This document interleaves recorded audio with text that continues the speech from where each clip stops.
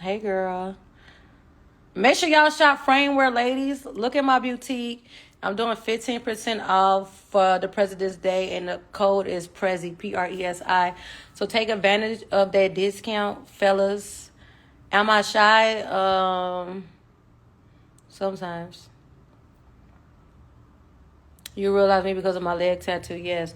And let me tell y'all this right now, because I'm going to say it's about 20 to 30 girls walking around with this tattoo. I'm the original. This is me. I did this. And let me tell y'all the story behind this tattoo. A lot of people been wanting to know. I had a best friend. Her name was Naomi. And we had a fist fight one day at the club.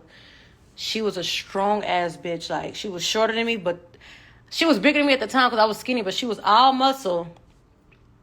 She was my best friend. She had this tattoo on her chest right here.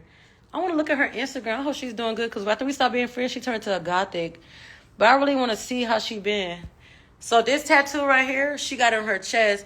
And we was best friends. I'm like, oh, man, you know, we both were dancing. I'm like, man, I want to get a tattoo. Like something that'll stand out. Like when people see me, they'll know that's Phfame or, you know, like a trademark. I got that tattoo. Man, after that, it was over for everybody. I was the baddest bitch in the fucking club. And if you know my past, you know I danced for almost 5 years. And I was the hottest stripper out when I was dancing. I was the most booked, the highest paid dancer. And that's how I really blew up dancing. I did a lot of magazine covers, World Star when that was popping, YouTube, you know.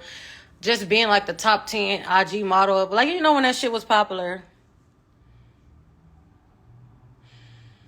So, me and her had a fist fight. Y'all listen to this. So, me and her stopped being friends. Like, what the hell happened? We stopped being friends. I don't know what happened. A lot of girls I used to dance with, I would stop dancing with them. They would automatically beef with me because I made so much money. So, when I stopped dancing with them, their money was turned off. Because if they couldn't dance with me, they probably weren't making no money on their own. I was the money maker. So, me and her at the club, my homeboy get a section. He's like, "Dang, we want you to dance up here." I'm like, okay. So everybody knows the strip club. If it's already girls in the section, you gotta wait to get called over there and get a wristband. So you know, I'm acting like I'm that bitch. You know, I'm standing by the section. She's trying to get in. I'm like, she ain't coming in here. And she asked my homeboy, "Can I come in?" He was like, "No, I mean, shit, it's up to Phfame." And I was like, "No, she can't come in here." I was a bully a little bit, not for real, but I had so much advantage by being the main it girl in the club. I just, you know, I didn't have a nasty attitude, but I didn't play with girls. I went there to get my money, and I went the fuck home. And they called me having a nasty attitude stuck up because I went in there to make money and went home. I don't want to be friends with you bitches. Y'all are on drugs. Y'all are got pimps. Like, I'm going home. So she said something to me. I put my hand in my face. I said, "Girl, get out of my face." She punched me so motherfucking hard, y'all. She said, "Bitch." And like I said, she worked the pole. And everybody know girls in the strip club that work the pole, they're strong because they can go all the way to the top, do flips. So she was a buff girl. And I'm like skinny at this time. I think I was 22, 23. She punched me so motherfucking hard. And when she punched me, I didn't see white, but when you punch somebody, it's like a different color. And we just started fighting. I don't know how I ended up on top of her. And she was just bleeding. I don't know if I was scratching her.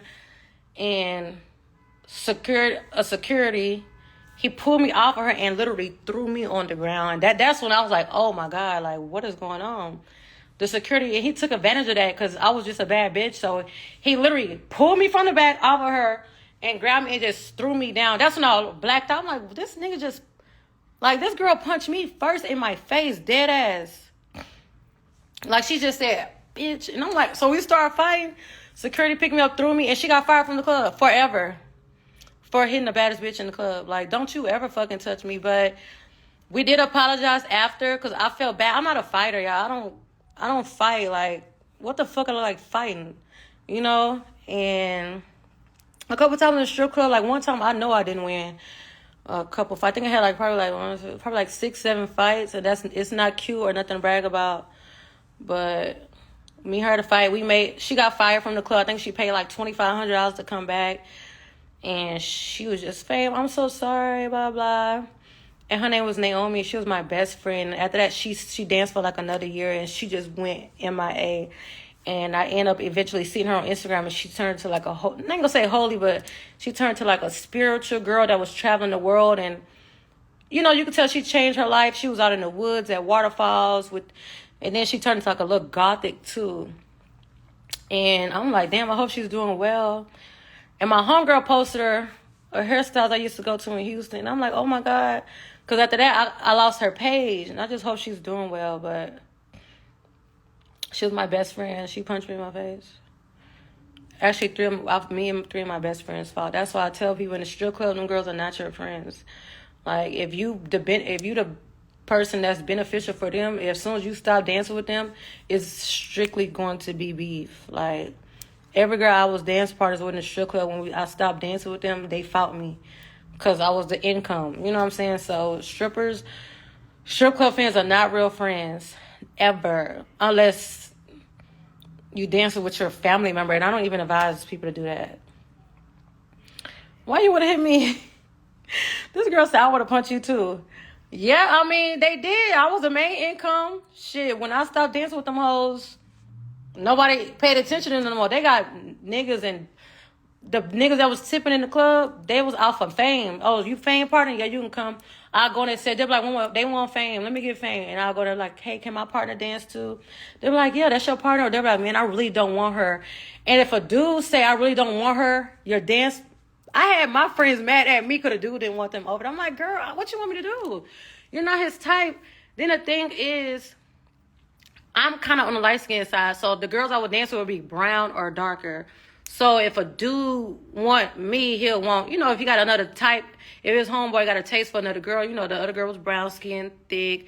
I was like on the light-skinned side. I was slim. And, it was just like, so you could have the best of both worlds. Another time, I honestly, the few fights I had, like, it wasn't no arguing, no talking. The bitches just punched me in my face. Like, I think that I was sitting there looking so fucking cute, they couldn't take it no more. This one girl, she planned this shit. The plan was to jump me. She tapped me on my shoulder. I looked back, the bitch just snuck me, and she had a ring on her middle finger. I'll never forget. This whole eye was this fucking big. It was shut. The bitch cut my eyeball. I had to go to the hospital. And after that, I'll say, yeah, this is God telling me to get out the club. I'm like, I can't be in here no more.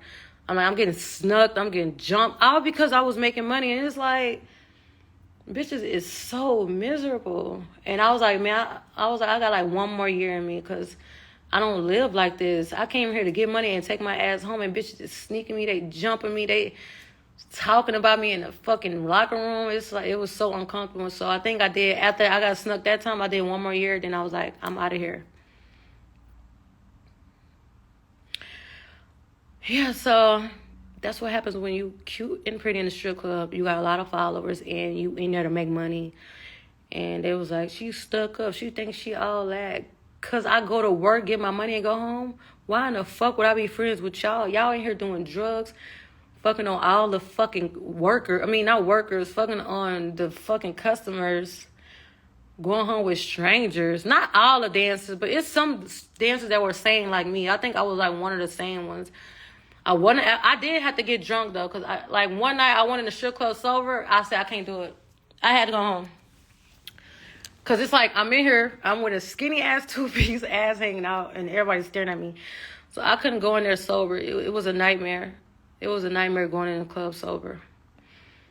And I had one drink I would drink, and if they didn't have that, I would have to drink some nasty ass Ciroc. Anything to get me a little tipsy to be brave enough and have the confidence.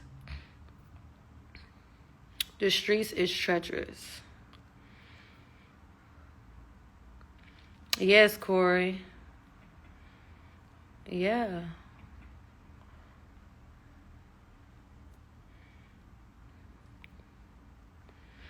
But yeah, so about the podcast, yes, me and my homegirls are doing a podcast. And we just want to bring positivity to the podcast because a lot of girls brag about dudes they used to fuck on that's in the industry. That shit is whack to me. That's why I don't do podcasts. I had a lot of people reach out to me, Phfame, we want to bring you on our podcast. If I can't be me and I can't set up the own questions, don't ask me because I don't name drop dudes I've talked to. That's not my life. Me, Phfame, my name came from me building my own name up. I don't have no attachments to nobody. Ain't nobody help me do nothing. I don't got no baby daddies, no rich parents. I'm not related to nobody rich or famous. I built my motherfucking name up out the ground. So that's why I don't respect girls that name drop dudes they like what the hell? Like, I used to talk to this dude. Oh, I was in this dude hotel. Hey, he took me on a trip. Girl, who the fuck cares? What are you doing now? And what does your name hold weight by itself? Like, do your name hold weight on its own? Like, why you got a name drop? I never done that shit. Like, I don't believe in it. For what? And everything I did, and everybody know, I move in silence. I moved in silence my whole life. Like, dudes I talked to that went in the street, I never told a soul. We never got caught. Nothing. Because if you get caught and somebody take a picture of you, they doing that on you setting that up. And that's on purpose to get in the blogs. I always had a low-key, chill life. I don't believe in none of that stuff. And I just care about making my money right now. Yeah. Yeah, so we are going to do the podcast, and that's going to let you guys get a feeling more about whatever y'all want to know.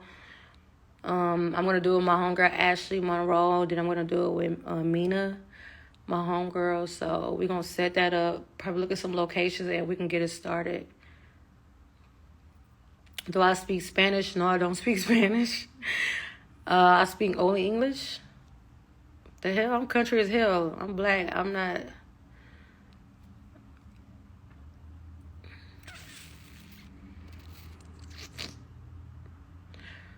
Yeah, so anyway, I went live because I know you guys asking me a lot of questions. I'll probably answer a few more. I gotta go work out real quick. Y'all see my boyfriend. Who my boyfriend? I want you guys to shop Phfame. I got 15% off my site right now. The discount code is Prezi for President's Day. PRESI. It's 15% off my site. Yeah. No, I'm not from Cashville, so...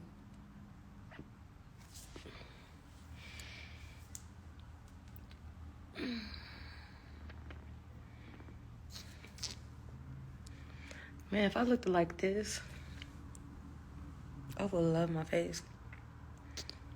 No matter what I do, my face is just fat. Like, I always had a fat face. No, I don't like girls.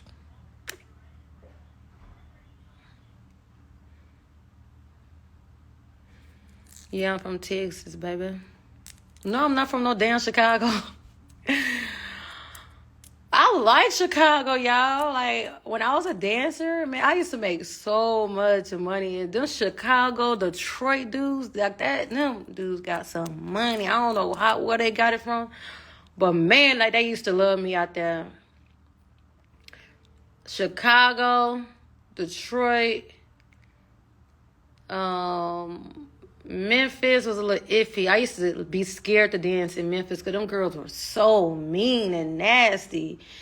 They would be in a locker room and just say, like, I don't like that bitch. Like, just talking about me in front of them. I'm like, what the fuck I do to these bitches besides interrupt them with my presence? You know what I'm saying? So, and those, I fuck with Memphis, but I used to be scared to go out there because the girls, they would be so mad when the bad bitches from Texas would come out there. And it's just like this.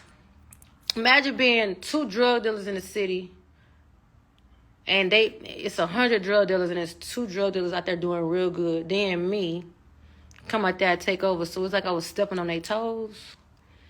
When I used to come out there, and they wasn't having that shit. They was like, fuck that, in front of me, and I used to be so scared, because I'm like, I'm not fighting these hoes. Like, this is Memphis. These bitches will tear me up and shred me bad. I'm not fighting her. And then, like...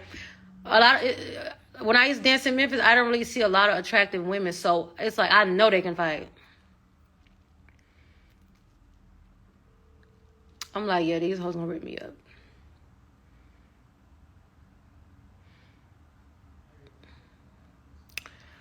But yeah, so Memphis, it was some money out there. I really feel like those were drug cities. Like Memphis, Detroit, Chicago, there's a lot of big time drug dealers.